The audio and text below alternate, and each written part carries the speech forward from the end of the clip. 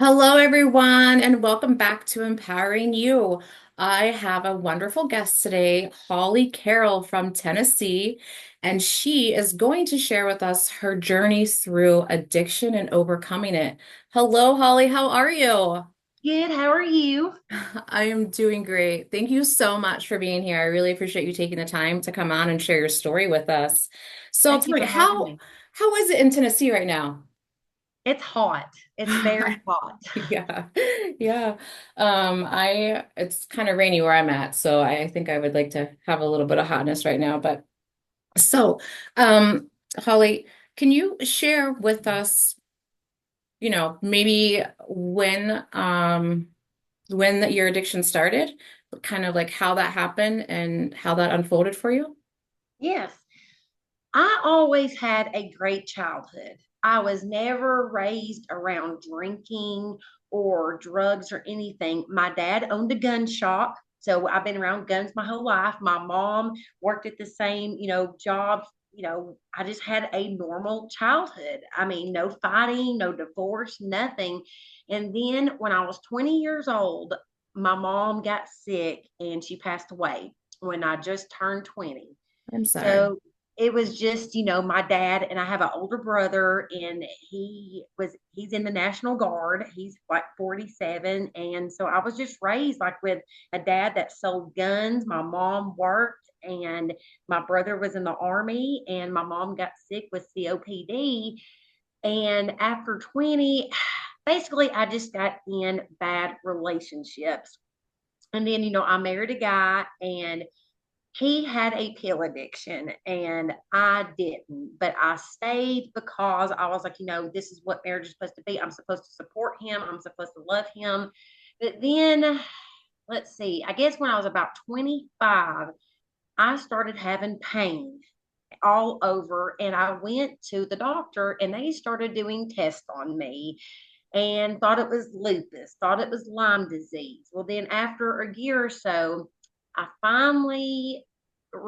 they finally realized that I had rheumatoid arthritis. And this is what my hands look like now because they are so crooked. Well, for the longest time, I started going to a doctor. They just started giving me hydros, to treat it. Well, they didn't work. They worked for a little bit. And then, it was hard for me to keep my medicine because I was taking them the right way. And I was trying to hide them from my husband at the time because, I didn't want him to take my medicine. I didn't want to enable him. Well, long story short, over the years, I finally gave in and it just turned into a full blown addiction. Got myself into pain clinics. Me and him was going to pain clinics like 2 hours away, and it just turned into a mess. And I never had no medicine because I had to rob Peter to pay Paul, and it was just a mess that I wish I never got into. And then the pills, when I got kicked out of the doctor, So the how'd you pills get that kicked out of the doctor? well, when I wasn't on count and I didn't have enough in my system and just little stuff. They was like, hey, we can't see you anymore. You don't have this. You didn't follow our rules. So they kicked me out.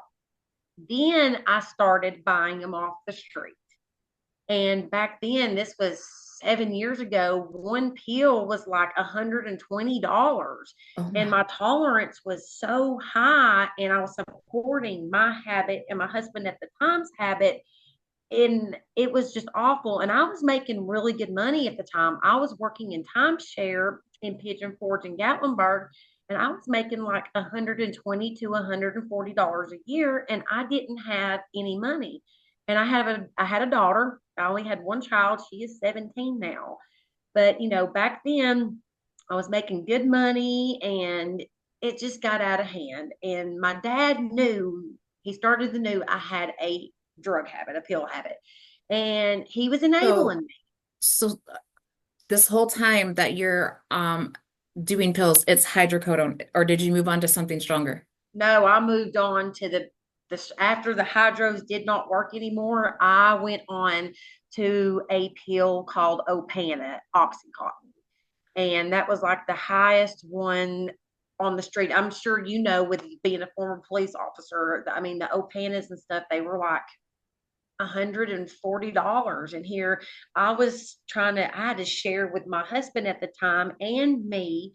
And then where my tolerance was getting so high, I was having to do more. And then I was making good money, but then I started buying, spending all my money on the medicine and then the pain and doctors back then before I got kicked out. And then, my dad was starting to question, hey, you're making good money. Where's your money going to? Because he was having to help me with my daughter. He was having to help pay my rent. And at the time, the guy that I was married to, he went to jail. And, we got divorced and I went to rehab. I went to like 3 rehabs when I finally, let's see, What did he I go to jail finally, for? Was it for drugs? yes, Yeah. I got a DUI. And then after that, before that, my dad's like, I can't help you anymore. I can't financially help you. I can't help you. And then I went to a couple of rehabs. And long story short, I ended up losing my daughter. I ended up losing custody over my daughter over the drugs because when I couldn't afford the pills anymore, I started methamphetamine. So So who did you, so was your daughter with your first, and I'm sorry, I'm just trying to put it all together. Was your daughter with the guy that was already that was in jail or no? no, he raised her. He Okay, raised her. so you lost her to the state or to your dad? My dad, well, the state took her, and then my dad actually got custody of her.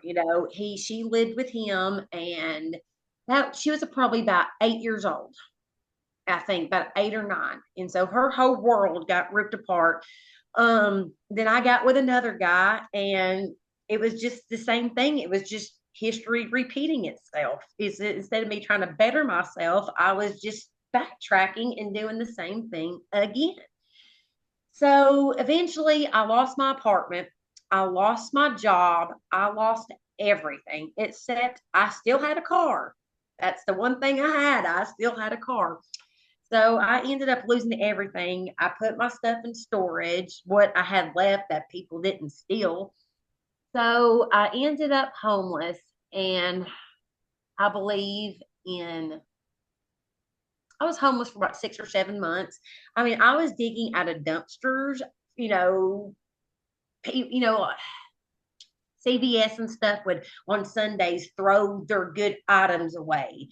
And, I ended up still homeless with people that I shouldn't have been with.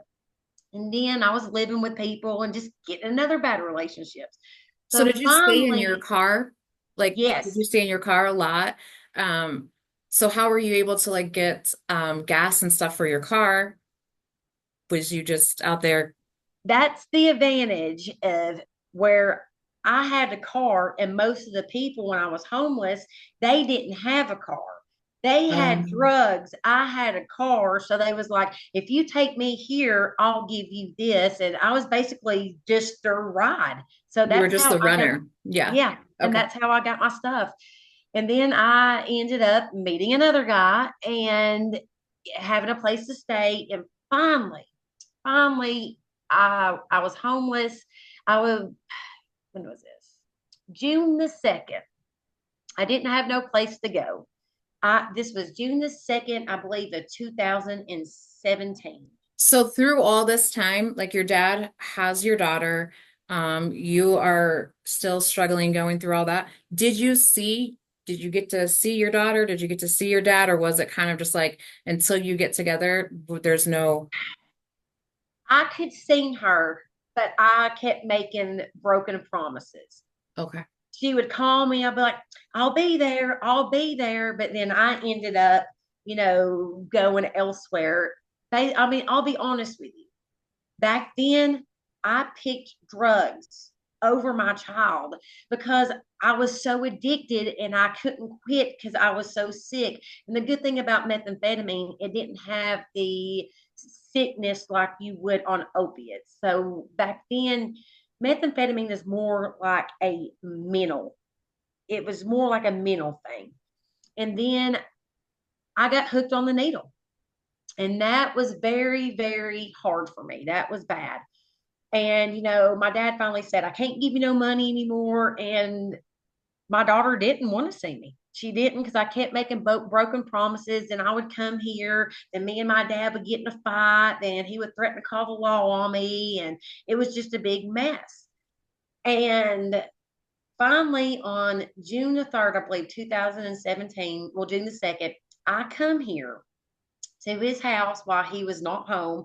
I was so tired, and it's the house that I live in now.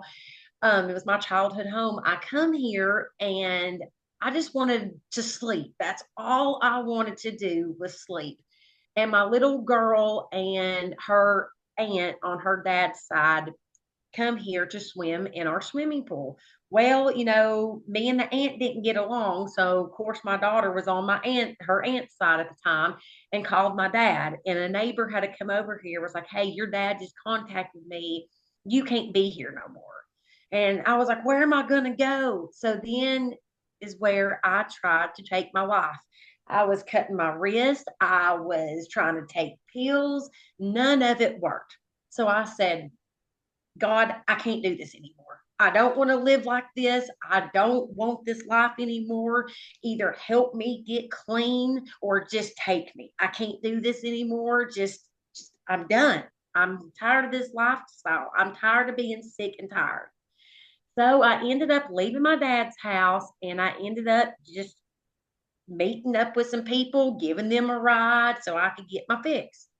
Well, that was a Friday night. And the next day, on June the 3rd, I was at a hotel, with this bad group of people. And then they were like, listen, we need a ride, we'll give you this and blah, blah, blah. And somebody else come along. They're like, well, Holly, don't go with them, go with me, and we could just hang out. And if you're sick, I'll get you something. Well, I said, well, let me drop these people off. We went across the road to a Pilot gas station. And the girl, I knew her, but I didn't know her boyfriend at the time. Didn't know him. Well, for some reason, I guess the hotel called the law on us when we was leaving, and we was inside the gas station at a Wendy's, and we seen the cops pull up, and little did I know, the girl that was there, she booked it out the back door at the gas station. I didn't know it. She ran across the interstate. Well, her guy was out there at my car. Well, the police came and they knew my dad. They knew who I was because my dad owned a gun shop. He knew every cop in town. So, they asked me, hey, can we search your vehicle? And I'm like, yeah, you can search it. I don't have nothing because I didn't have anything because I didn't have no money. I had just a little bit on me, maybe like $5, $10 worth. Well, the cop started searching my car.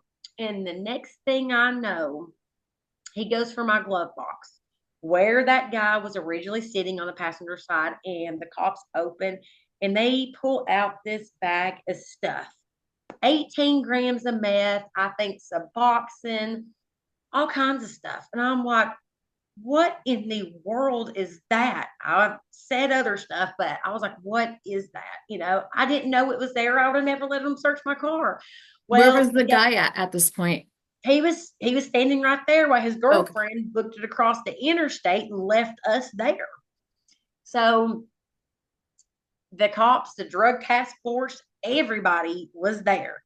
Well, the guy didn't, say it was his, and I'm scared. You always said, snitches get stitches, and I didn't know what to say, and I'm like, you know, so we both got arrested because the car was mine, and whenever something's in your car, you're reliable for that. That is yours. You have to claim that. So I went to jail. I thought, hey, my dad knows these police officers. I'm just going to call dad and he's going to get me out of jail. My brother was in his 2-week training for the National Guard in Mississippi. And no, my dad did not. He's like, and I kept calling him, and the bondsman calling me. He's like, no, Holly, I'm too busy raising your child. Find your own way out. Click. And I'm like, so I sat there for 150 days. and I had a public defender. And, I was honest with my family. I was like, listen, those drugs are not mine. They're not mine. I didn't have no money, guys. Like, and they believed me because I had no reason to lie because I was already in so much trouble. I had no reason to lie. So my brother ended up getting me a federal attorney out of Nashville in case it went fed because 18 grams, it was probably going to go fed. Well, they found, a few evidence in the car, like a drug ledger that had a bunch of payment stuff that belonged to that girl and that boy. And finally, I think they charged him. I think he took a plea, but I was like, these ain't my drugs. So the public, the guy, the lawyer that my brother hired in, I sat there for 150 days. And finally, my bond was $75,000, and you had to have 10% of that. So my brother, we finally went to court, and the judge lowered my bond, I think, to $30,000. So finally, after 150 days, my brother bonded me out. Well, I get out. My car got seized. I had nothing. I had nothing to my name. When I went to jail, I was like 120 pounds. After 150 days, I got out and I weighed like 180 pounds because you don't lose weight when you're in jail, you gain weight. So I come out of there looking like Winnie the Pooh in my jail shirt. It was bad. And so I Winnie got the out Pooh. and I was like back at square one because I had no place to go because where Mhm. my dad had custody of my daughter, the court orders, I couldn't stay here. I couldn't have no overnight visits. So I was like, well, why didn't you all just leave me in jail? At least then I had, 3 meals a day and I had a place to sleep. So at the time, my brother lived and worked at a funeral home. And that is where I ended up. I had no license, I had no car, I had nothing. And I ended up with him at the funeral home, living on top of a funeral home. And while I was in jail, I learned a lot, because ladies would come in and we would do church and stuff like that. And one night I called my brother because where he, worked at the funeral home and he would go pick up bodies, he always told me that his biggest fear was going to pick up a body that he didn't know who it was. He didn't know till he got there if it was a guy or a girl. And if they didn't have no name, he was so worried that he was always going to unzip that bag. And there I was going to be from a drug overdose or getting killed or raped or murdered, just anything. And that really sunk into me. I didn't want my family to go through that. I didn't want my brother to have to go pick up my body and embalm me and bury me because of something that I could have prevented. And then I realized, if that happened in my obituary, it wouldn't be anything good. It wouldn't be loving wife or loving daughter, loving sister, you know, she retired from this place. She had these accomplishments. No, if somebody would have seen me in the obituary, they would just be like, oh, another junkie. Just one less off the street. Just one more off the street. And I realized I didn't want that. And my daughter, she come and visited me one time in jail, and the paperwork had it where she wasn't supposed to visit a jail, but my dad did bring her, and he's like, listen, I don't want to get in trouble. I can't lose her. I can't bring her back. But then my daughter didn't want to see me. She come and it was like a video like this, and I'm behind on a screen and she's on a screen. And like 8, 9 years old, my daughter's like, well, mom, if you made your bed, now you got to sleep in it. If you did the time, you got to do the crime. And I'm just like, and that broke my heart that my daughter did not want to see me like that. And that's a And lot see, for an and her eight-year-old dad, to and what say. was hard is her dad, I was never married to him. He was in and out of jail and on drugs. Oh, But she thought he hung the moon. I might have did the same stuff he done, but dad, he hung the moon. So finally, after, I was living at the funeral home, I didn't have nothing. So I was on probation and I had to start like a drug class, like a drug court class, like 2 or 3 days a week. It might have been like every day. And for probation, it was at the Helen Ross McNabb. So I had to attend that And let's see, I got clean. My clean date was February. I just celebrated 6 years. So it was then I started the class. I think I graduated in March. Well, shortly after that, I got my job where I'm at now. Been there for 6 years.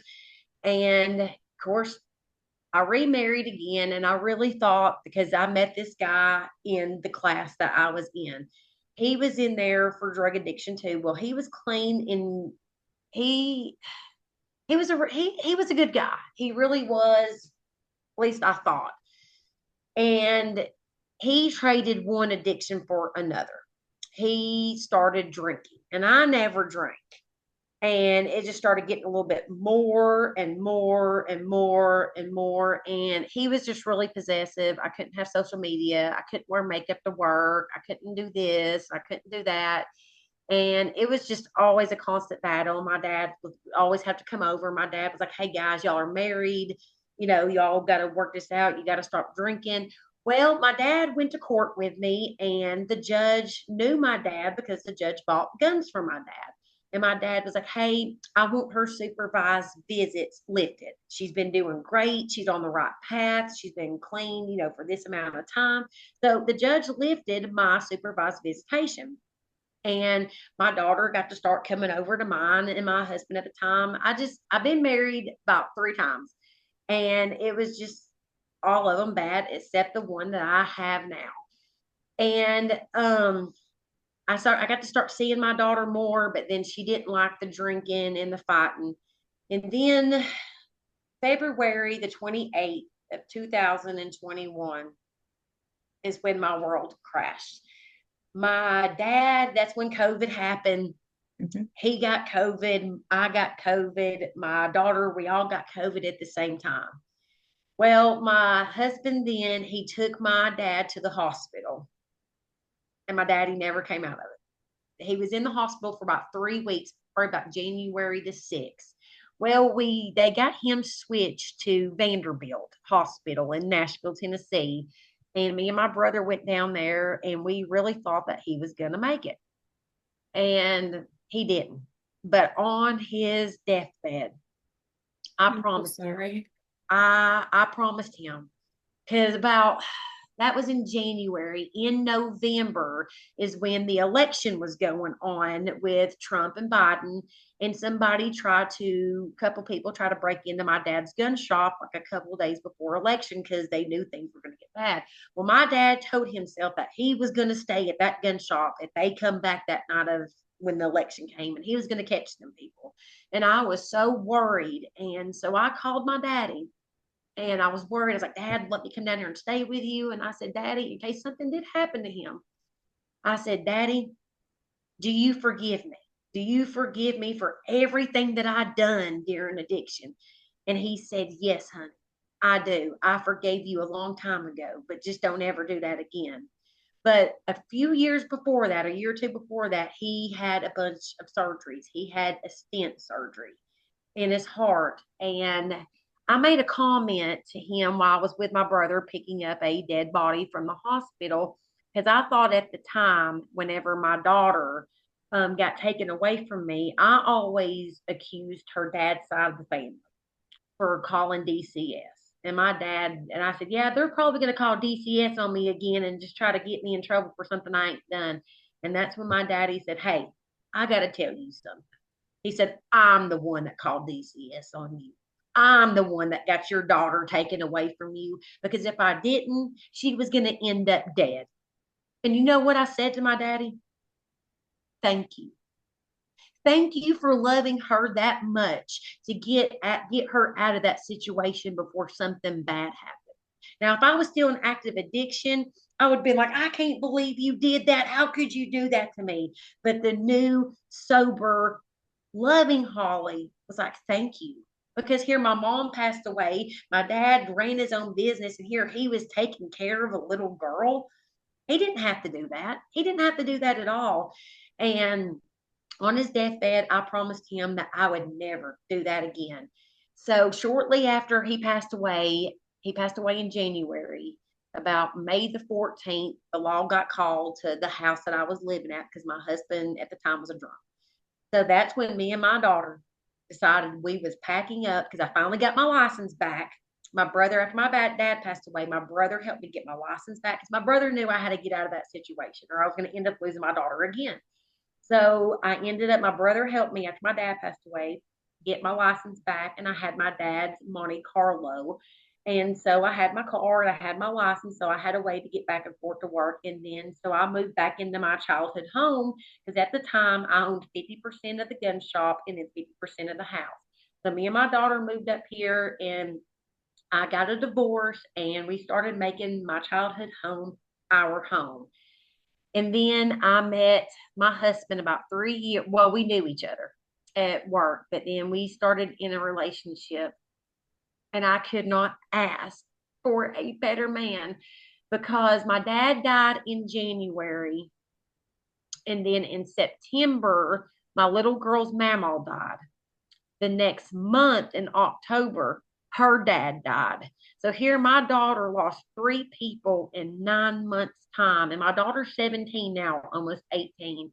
And that was a lot for her to handle. Like it was a lot. She lost her dad here. I'm trying to grieve over my dad and I'm trying to help her. And I didn't know how to help her. Yeah. So me and my husband, now his name is Jason, and he is my best friend. He supports me, and I started drinking heavily when I moved here. And because, my best friend, her and her husband would drink because they live in the same neighborhood. We all would drink, but I was drinking a lot, I guess, trying to cope with stuff. And my husband now, before he moved in here, because he was going through a divorce too, and he didn't drink, and he'd been actually clean. He's been clean from drugs for like 20 some years now, and he's 46. And he told me before he moved in here, he said, listen, if you continue drinking like you do, I can't be with you. He said, I don't do that stuff. I don't want to be around it. So I quit cold turkey because I wanted to be with this man. And when was it? We've been married for a year now. So last January, he moved in here on January the 27th. Well, January the 28th, the next day, was the anniversary of my dad's death. It was 2 years that my dad died. His dad died that day on the same day as my dad, but 2 years apart. And we're like, wow, this is a sign for us to be together so we can support each other. Because, he came out of a bad marriage. His ex wife was using him and stuff like that for money. And he come here, and my daughter just loves him. He is just a hard worker. He's been at our job, for 24 years. He's a lead, he's an operator. And I finally found true love after everything that I've went through, and through my dad's death, through my daughter's dad's death, through her grandmother's death. I stayed clean. I never relapsed with all these struggles coming my way, leaving my ex-husband and starting this new journey. I never once relapsed. Now, I'm not gonna lie, I thought about it. Of course, I thought about it. Especially, it was hard because in our neighborhood was one of the houses that I would get my drugs at. And here I had to pass by that house every day. And I knew my best friend, I don't know what I would do without her because I mean, her and her family disowned me at the time because they didn't do drugs and stuff. So they didn't want to be around it. But I got my friend back. I got her family back. I mean, I've known her for 32 years. They lived in this neighborhood. Probably about 36 years since we was 6 years old. And I was finally getting my life back on track. And then 2 years ago in October, I went and I got me a car in my own name. I didn't have to have a co-signer. I got me an Acura ILX, and things started going good. This house, that's my childhood home.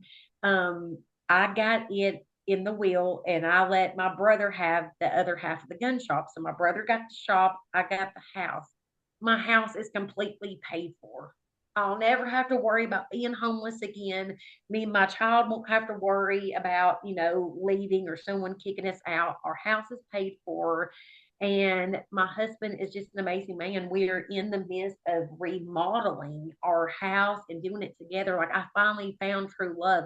We don't fight and we don't argue. And my daughter's a totally different person now because of it. And at first, when me and him first got together, she didn't know what to think because she didn't want to get attached to him because she was always, I had bad relationships. I had very, very bad relationships. And she didn't want to get attached and one of them leave. But after we got married last July the 22nd in our front yard with all of our coworkers, all of our family. And then my brother started coming around when he seen, hey, she's really got her a good guy now. Like, he works, we have nice things. Every now and again we might celebrate and just drink maybe one thing, but I don't drink like I did. Like, I have no reason. I was drinking to numb the pain. But a lot of people don't realize when they once they get clean from drugs, a lot of people trade the addictions and go to alcohol because, oh, they can go to the store and they can buy it. But being an alcoholic is, I think, worse than pills. Like, it's just awful. So now, like, I quit vaping. Like, I am, only thing I take for my arthritis is Rinvoq. I won't take anything for pain. I tell them up front whenever I go to the doctor. Before, I would be really embarrassed, like, oh, I can't tell these doctors no. As soon as I go in, I tell them up front, hey, just so you know, I'm a recovering addict. I've been clean for 6 years. Do not give me anything for pain. Well, they had to last October because I almost died. My husband almost died. We seem to find stuff that happens on the same day. Last October, on the October the 6th, he had to have hernia surgery. So I Oh, was getting ready to take him to his hernia surgery, and my daughter was on fall break, and she was going to go up here with us and sit at the hospital. Well, all of a sudden that morning, I got up and I was just sick. I was throwing up. So I thought I had COVID again. So I went to one hospital. My husband went, my mother in law had to take him to his surgery because I didn't want to go to the same hospital and me possibly have COVID and us the same last name. They're like, oh no, we can't do his surgery because she has yeah, COVID. yeah. Well, my daughter took me to one hospital and they said I just had like a bladder infection. Well, they sent me home. My husband got home from surgery. I'm sick. He's injured on a walker. The next day, I had a temperature of 106 and I had to drive myself to another hospital. The other hospital I went to misdiagnosed me. I had a kidney infection Oh, that was a bladder infection that turned into sepsis, and it was getting in my bloodstream. So here I'm at the hospital.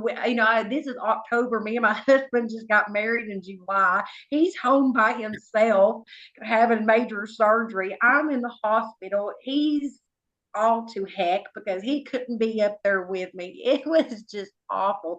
But I told him, I really thought I was dying. I was scared to death, but they did give me, I was like, listen, I'm a recovering addict, but I was in so much pain from that yeah, kidney infection. yeah, that They hurts. did give me pain medicine, and I was fine with it because I needed it. And after I got home, I was fine. My husband, they did give him pain medication for his hernia surgery. And I said, all I ask is just for you to hide it in the safe. I don't want to be tempted. I don't want to see it. And he was respectful and he hid it in the safe. I didn't have the code to get in there. And we just make a great team. And I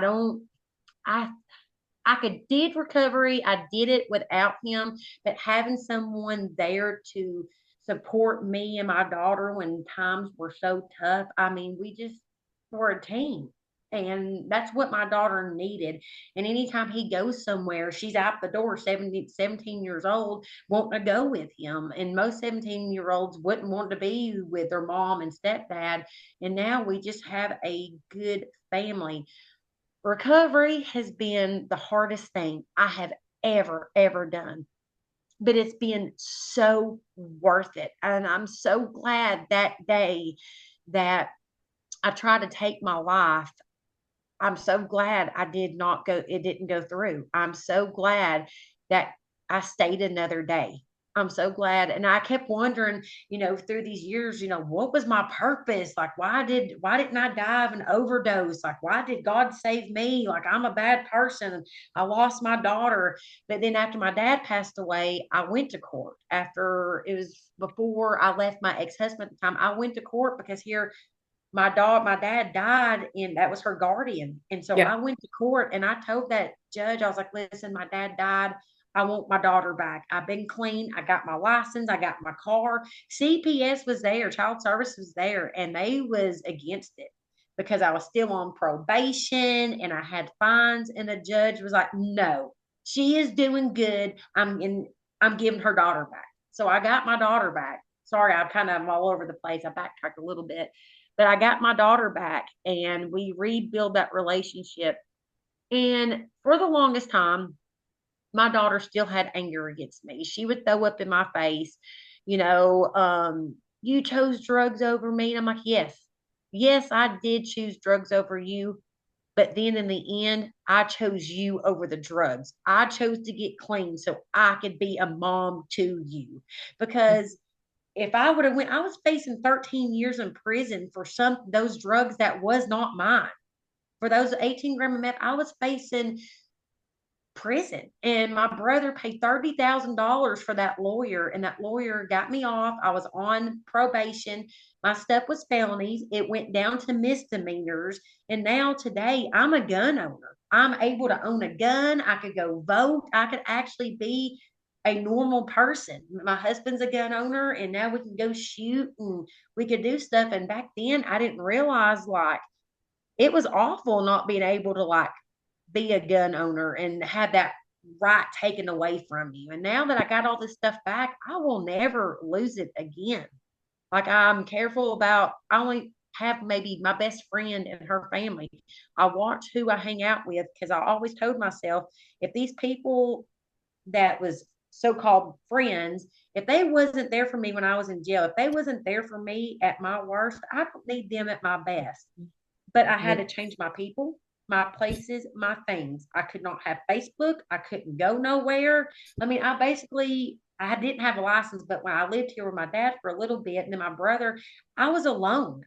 And that's what had to happen until I was mature enough to realize that, hey, I could start having social media again and stuff like that.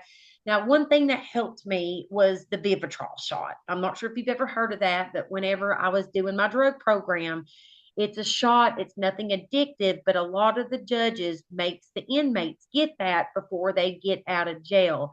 And it blocks opiates, alcohol. It doesn't block meth, but I was over that part, but it helped me with my cravings.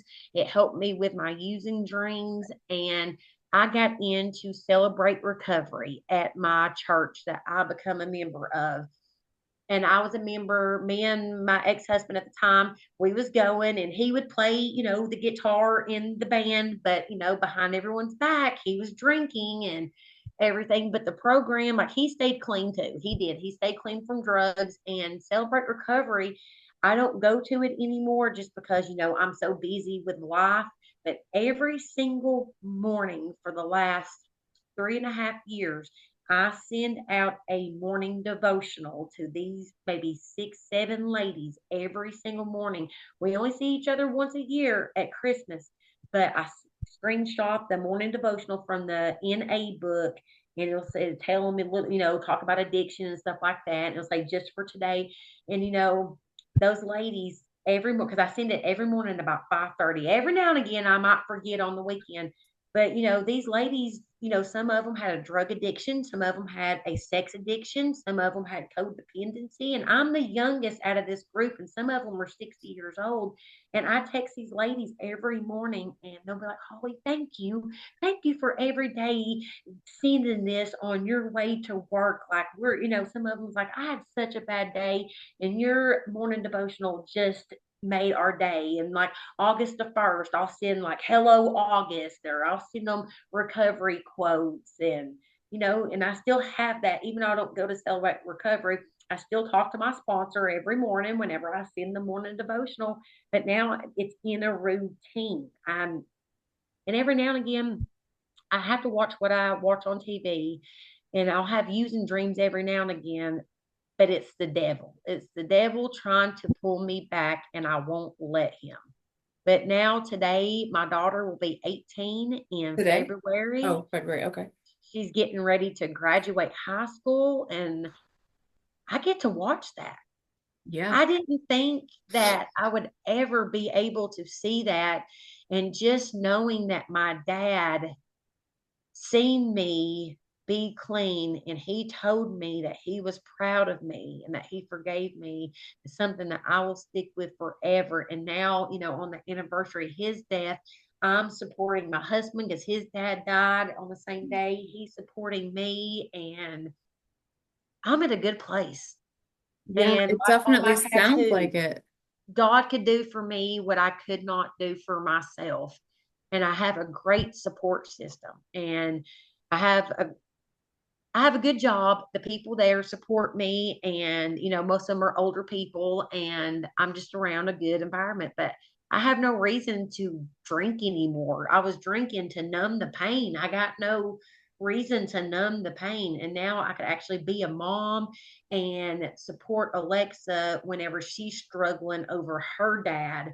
And I know that my dad would be proud of the guy that I've married, the man that he is. I mean, he's outside, working on the house and laying floors down. He's remodeling our whole house because, this is our house now. But he's like, Holly, this was your childhood home, and I want to make your daddy proud. And I finally found what love is, and I have no reason to fight or drink or do drugs. Like, I wish that I found this years ago, but it was in God's plan for things to happen when they did. I hate that I got on drugs, but even my brother said with him being in the National Guard and doing the funeral stuff that he does, a lot of people don't overcome this. Like, we keep going to funerals of people that older people that's in their 40s and 50s that's overdosed. And I'm like, well, brother, that was me. That could have been me. And Mhm. he's like, you know what, sister, you're right. You're right. I'm so proud of you. And to hear these people tell me that they're proud of me is awesome. I mean, it's not easy. Recovery's not easy. But if you have the right people in your life and the right mindset, you could do it. So when people I know from my past, oh, I wish I could get clean. I wish I could get a job. Mm-mm. If I could do it, you could do it too. I mean, it could happen. And I mean, I proved them wrong. I And love that. I love your energy just talking about it. And this is truly my first time hearing your story. And it's so amazing to hear you really be so honest about where you were, the things that you went through, and how you were honest and recognizing that you did choose drugs instead of your daughter. Like that is hard for some people to do, like yeah, and I admit mean, I things like have no that. shame. I mean, I'm honest. I did. I chose drugs over my daughter. And at the end, it wasn't to get high, it's so I wouldn't be sick. And then I finally said, when God answered my prayers and put me in jail, I said, this will be my only time in jail. I'm not going to be a frequent flyer like some of these people are. And I wanted my daughter needed me. She didn't deserve that because I grew up in a good childhood. So my daughter deserved what I had. It wasn't fair to her. It wasn't fair. And then, losing her dad, she needed me. And And now, you we still recognize have that though. Yeah. we still have our arguments, but she's almost 18. Like, we're kind of the same. But she knows my husband ain't going nowhere, and she tells him that she loves him. And life's good.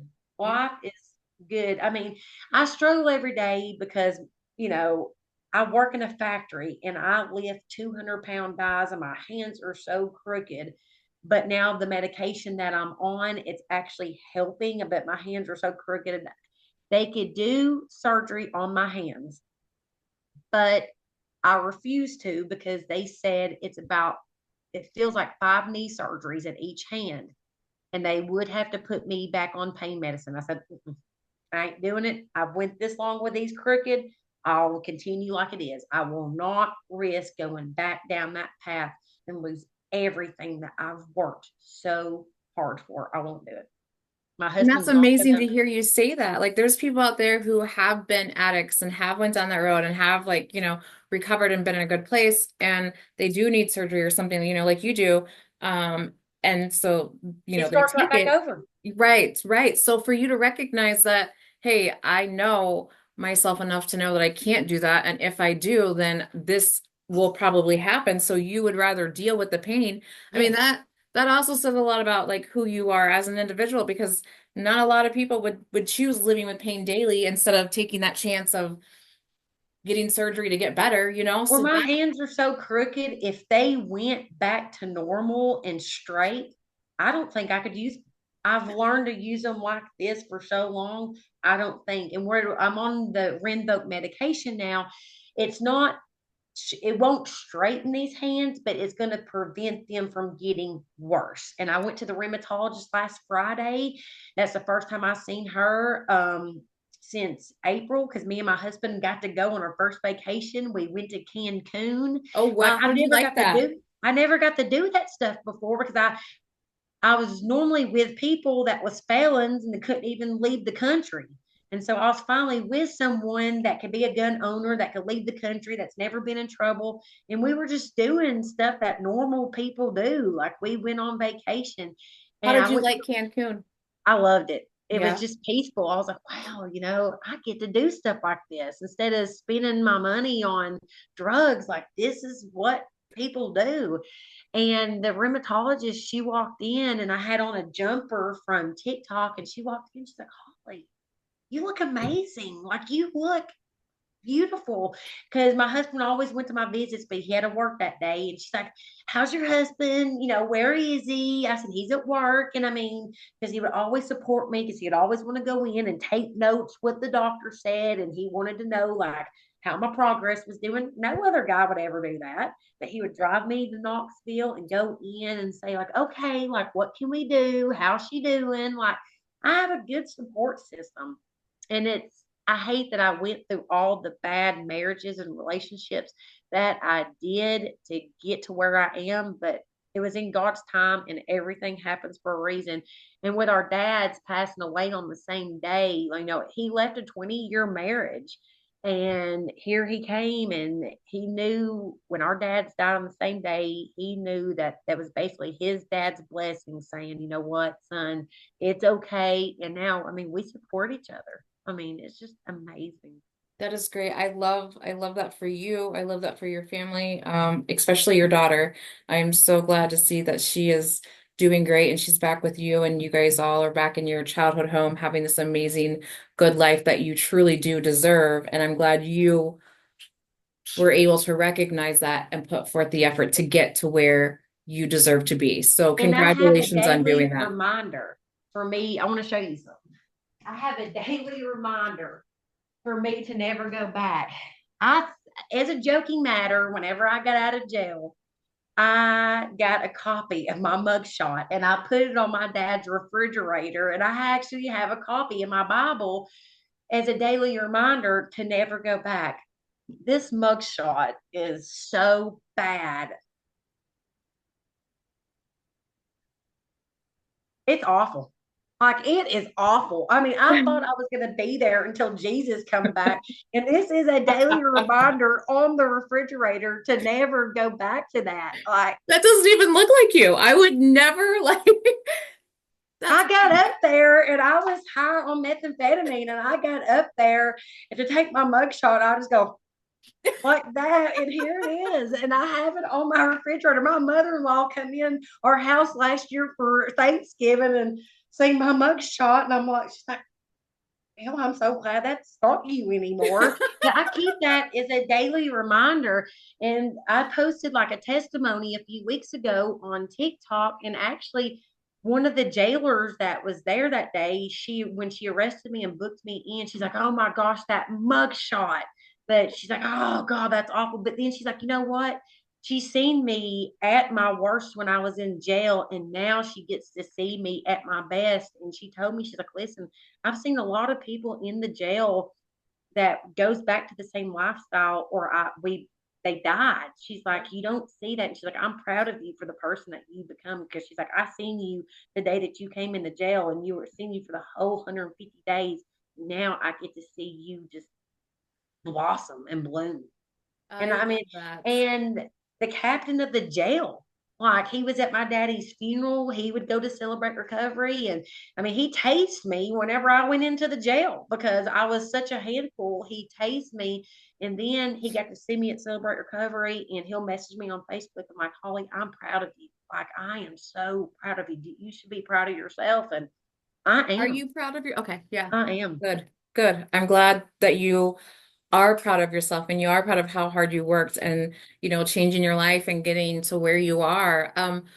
What, what made you decide to share your story? Like, what was like, what, I think I could share my story, or maybe Because there's people out there,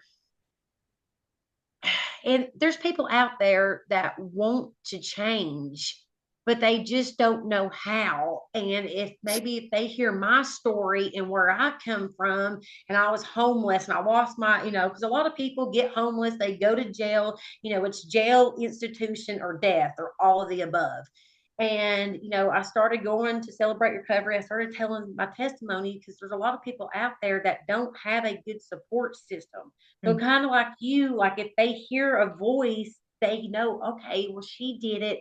I could do it too. And I'm getting ready to do another video on TikTok to thank the people that, they would comment under their store, under the comments, and, oh my gosh, I've been clean for 10 years. I've been clean for 20 years. And I'm like, that is awesome. We Yes. do recover. And I love hearing, I always tell them, I can't wait to have 10 years. I can't wait to be like you. I can't wait to have 14 years.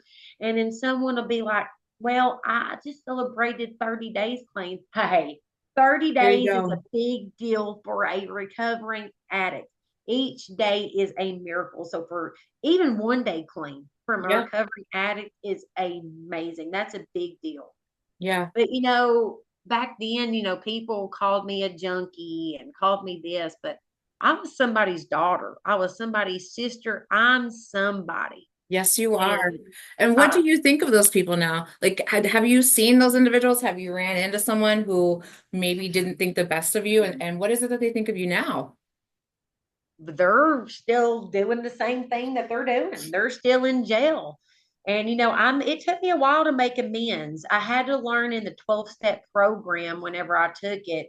Just because I'm clean now and have 2 or 3 years clean at the time, just because I make amends with these people that I've done wrong, doesn't mean that, oh, just because you're clean, they're going to accept you. It took a long time for me to get my dad's trust back. It didn't happen overnight.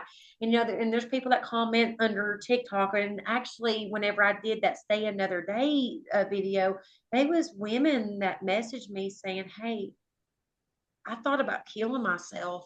Um, Today was supposed to be the day that I said, and this lady, I was like, no, no, no, please message me. Let's don't do this in comments. Please message me. I never heard back from the lady because the comment or it got deleted. But there was a few that, said, hey, I was having a bad day, and seeing your video, it made me stay another day. And I'm like, well, stay another day. Do Because, you have that whenever shirt by you chance? stay, I'm sorry. Do you have that shirt by chance? Yes. Yeah. Can we see Hold on. it? Yeah. I'll go get it.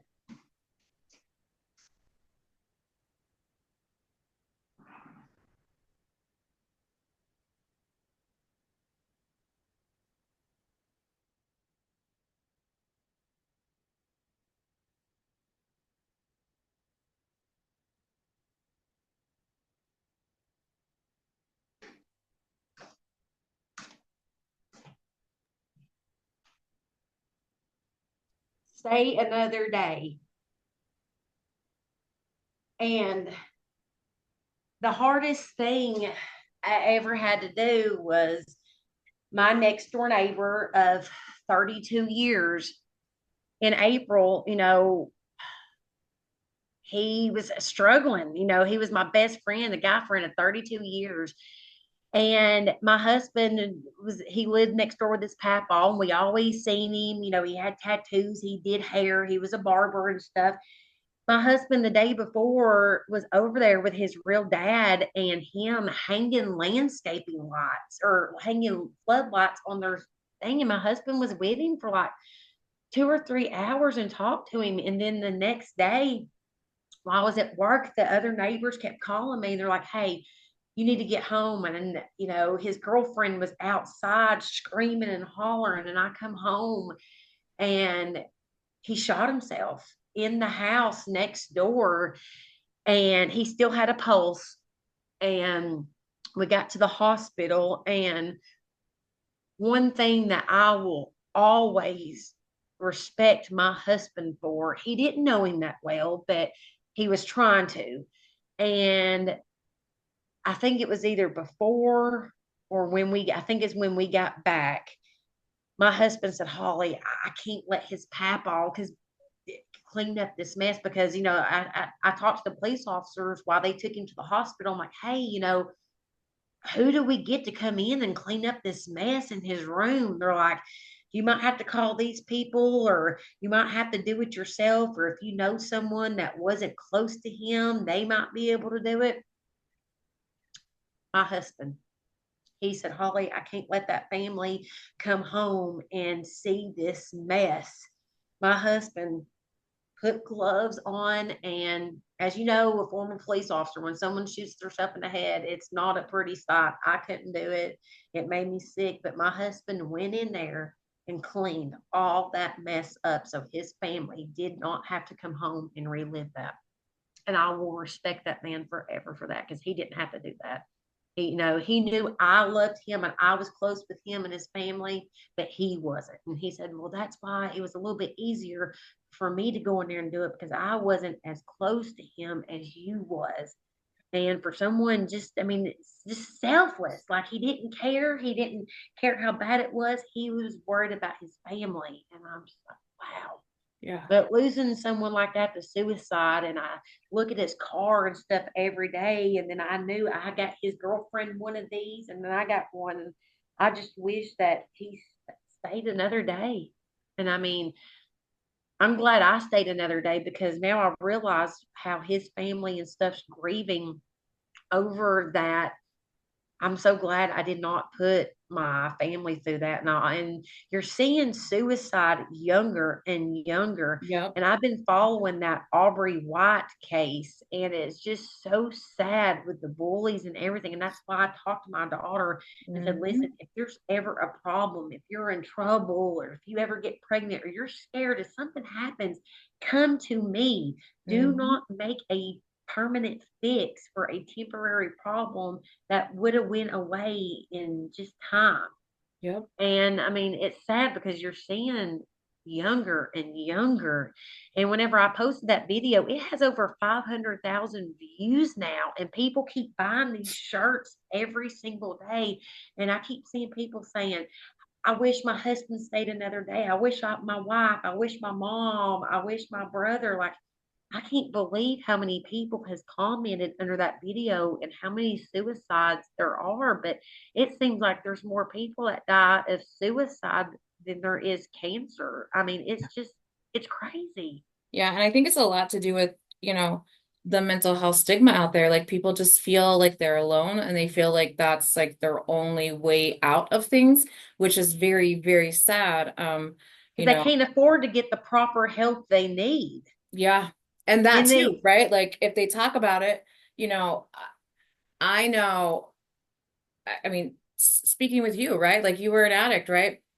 uh People, one, healthcare and anyone trying to get any kind of help they need is crazy, but everyone is grouped together, right? So when you maybe do finally get the courage to open up and say you need help or you need this, you get a lot of people feel like they get judged, right? They just yes, get put because like, whenever I would have sepsis or an infection from the needle, I would go to the hospital and they would be like, just another druggie. Oh, right, yeah, and yeah, and I would be so sick. I'm like, you know what? I'm not going there anymore right. because they knew I was there dope sick and they judged me. Right. So But they judged you based on your past, but they're judging people who don't even have a past, right? And so they're like, oh, well, we see this all the time, and it'll go away, or you'll They get just put a better. label on them. Yeah, They like, yeah. Everyone has that label, and it's so sad. It's like you can't take just one situation, or maybe a situation that, yeah, there is an issue with, but people are talking now, and people are trying to get better. And I think that there needs to also be a conversation about how they just label everyone who voices they need help, and let's just not help them because that's just them crying wolf to get medication. Like that's yes, or that's why a lot of people with suicide don't want to talk because people are like, oh, you're just doing it for attention. tension. You're Yeah, just doing it for attention. And then that person like, you know what? I'll show you attention. I'm not just saying this. I'm gonna do it. Then they do right. it and it's too late. Right. And it's sad. It is so sad. Like it doesn't take anything from anyone to just one, be nice. Like Be it doesn't nice. bother It you. don't take anything to Right. It be. doesn't.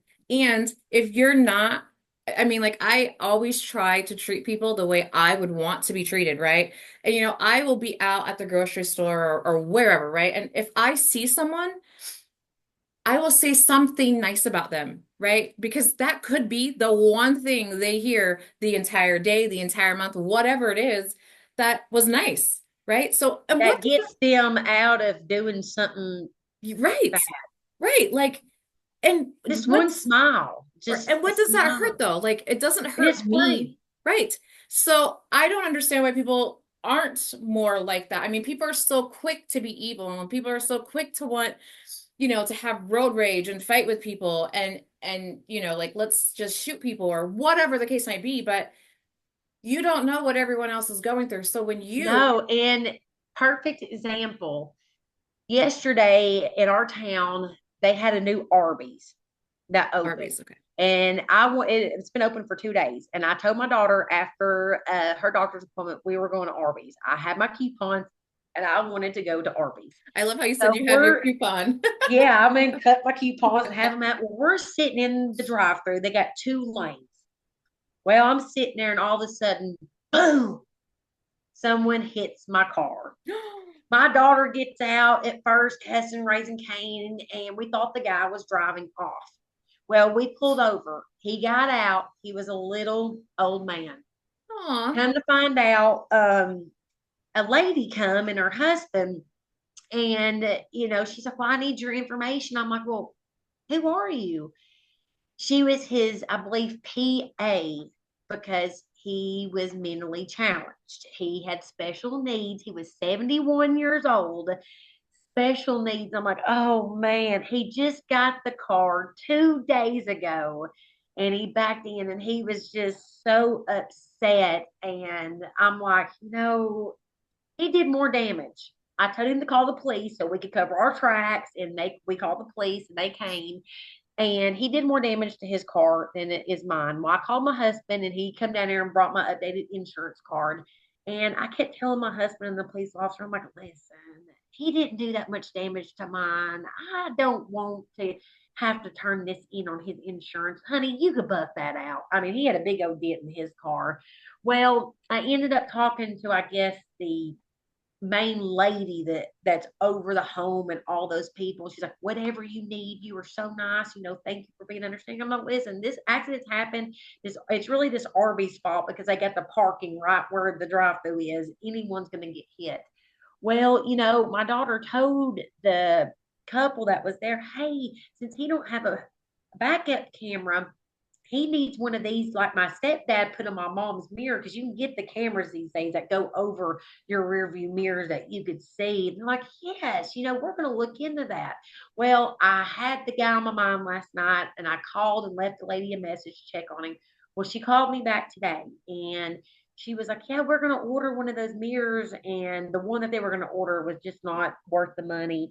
My husband sent me the link to send her. And my husband says, listen, tell her if they order that camera, I'll put it in for them. We don't know these people from Adam, but he's like, Holly, he's special needs. He's an older guy.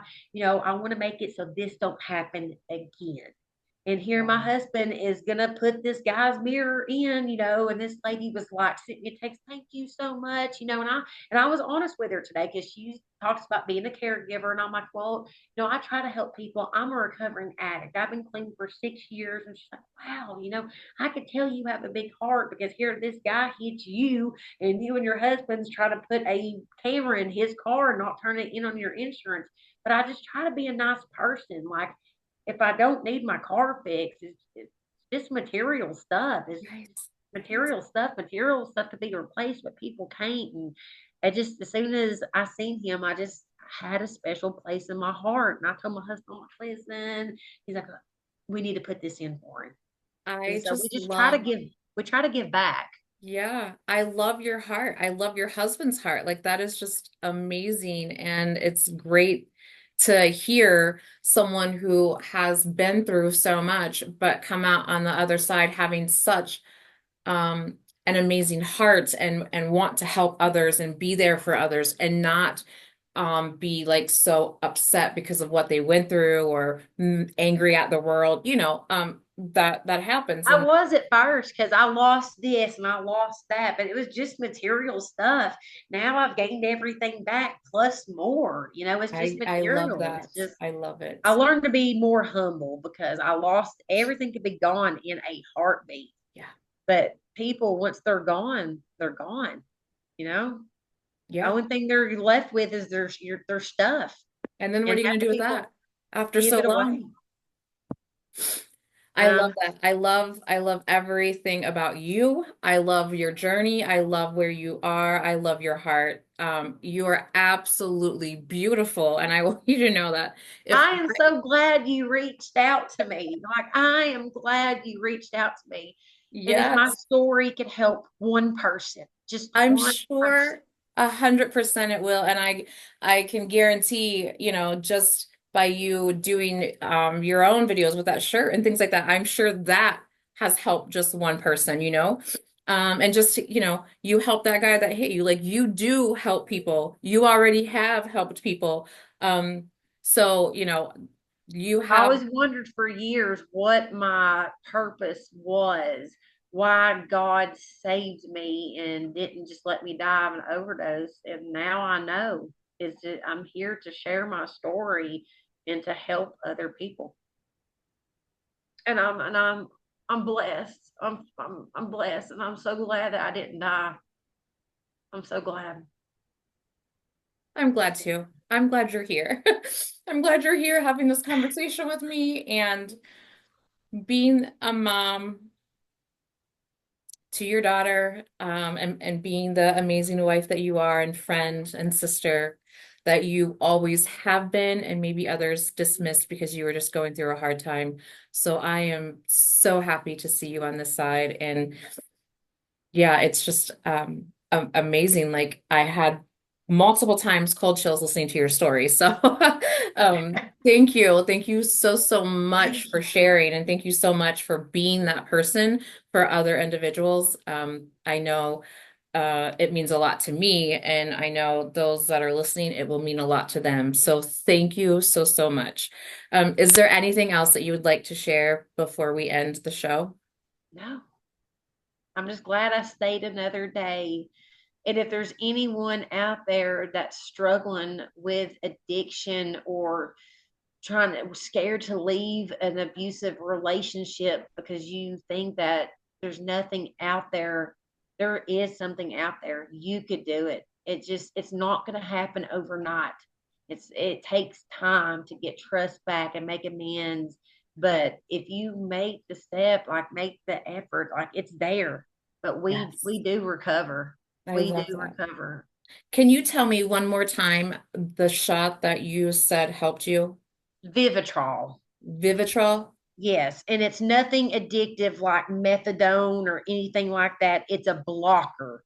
The Okay. judges in the jails give most of the inmates that. That's one part of their release to be able to have that. And you get, yeah, I think it was like a 3 month shot. They have pills and a shot, and you have to wear like a dog tag with it, or a bracelet because it's a blocker and it blocks opiates and stuff. And like if you got in a car wreck, you have to wear that identification because so they know what to give you to reverse that. Because a lot of people, it is dangerous. A lot of people have overdosed on it because it's a blocker and they would try to do drugs on it and you couldn't feel it. So they were doing more and it would overdose them and kill them. And that's why I knew that I couldn't play with that. I didn't even try to attempt any drugs or anything with it, but it was just non-addicting. Like it was a blocker. Yeah. Nothing like methadone or Suboxone. It didn't get you high. It just blocked anything and helped your cravings and the using dreams. And that really, I think I was on it for a couple of years. And I finally said, okay, I think I'm ready to get off this now. And So it's something that you can get on, like you can get it prescribed to you and stay on it for a while. you can, I don't remember. I don't know if it's like certain, like, Helen Ross McNabb. There's certain places like that that gives the shot. It ain't Okay. like a Okay. Yeah. prescription or anything. Yeah. I think you have to go and a caseworker will inject you, every month and stuff like that. But mostly like Helen Ross McNabb, people that take drug programs and stuff like that, they have them, and I would go there every month and take it. But a lot of people would be so bad on the drugs that they would have to take the pill and the shot at the same time because they were so addicted to drugs. But luckily, I only had the shot, and it helped me. It helped me so much. Good, good. I'm glad that it did help. And hopefully others that hear this can get that information and it can, help them in some way. So, And I recommend Celebrate Recovery program. Celebrate Recovery is at a lot of the churches, and it's not just a program for addiction. They have different classes on enabling, grieving classes, addiction, or just in any kind of place. People go there and they're like, I have a food addiction, I have a Facebook addiction, I have a gambling addiction. And all these people just come together and we worship. And I'll now, I have my worship playlist on my phone, and I do, and I sit here and I'm waving my hands and I love singing that.